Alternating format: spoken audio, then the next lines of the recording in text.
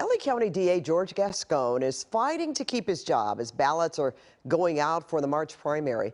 Today, he announced hundreds of arrests connected to the recent smash and grab retail thefts, wanting to make clear that criminals are being punished. KCAL News political reporter Tom Waits here with that announcement today. Tom. An important announcement. I think it's important to remember also the timing, also important and interesting. So yeah, very close. New poll coming out tonight. So Gascon made a point of repeatedly telling reporters today his office is prosecuting and sending to jail and prison the people behind these brazen thefts. This as he faces a tough re-election campaign. A new poll out tonight shows he has some challenges ahead to convince voters he deserves another term.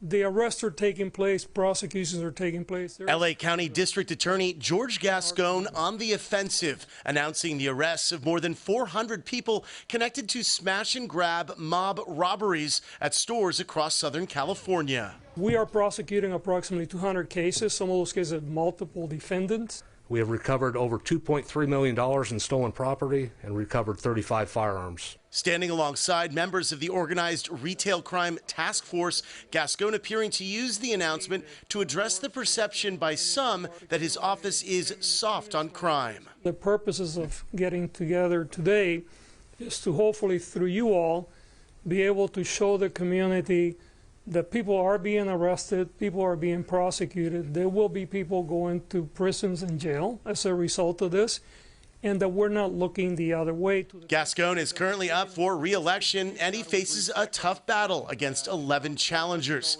Ballots for the March primary are already in the mail. A new poll just out from USC Dornsife shows Gascon with 15% support from voters. His next closest challengers, Jonathan Hitami at 8% and 4% for Nathan Hochman. 64% are undecided. Is it unusual for a candidate like Gascon to only be getting 15% in a poll when you're the incumbent? We could read that as a sign of weakness in one avenue, is to read that as like he's a weak incumbent.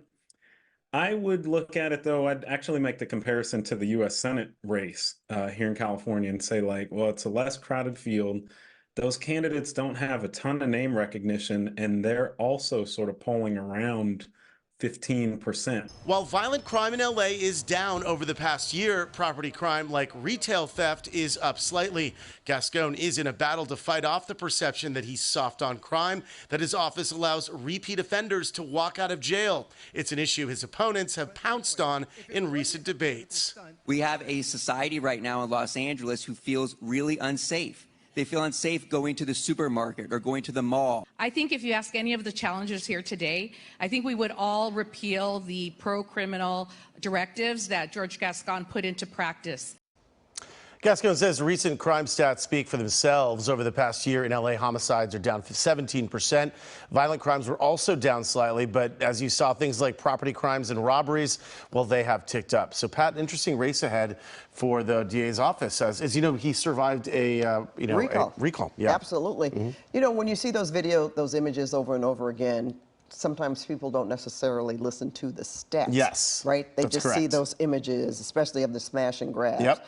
The question about the primary, Tom, who gets more than 50% of the vote? Right. This is always a complicated issue, right, in the California primary. It's kind of convoluted. So basically, you got a crowded field, right? Yeah. If nobody in the crowded field gets more than 50% of the vote, so 50% plus one vote, then the top two go on in November and challenge each other. So if the numbers kind of hold up, I mean, there's 64% undecided, so who knows what happens as people get their ballots or go to the polls or mail them in, whatever.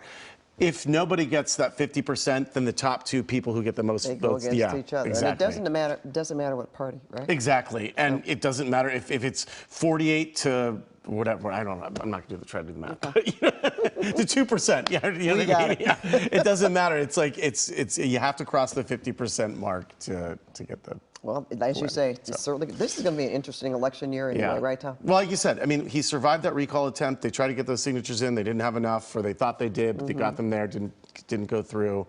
So now we have a lot of things on the ballot. Now it's a full-on battle. Yeah, there we go. All right. Thank you, Tom. Thanks, Pat.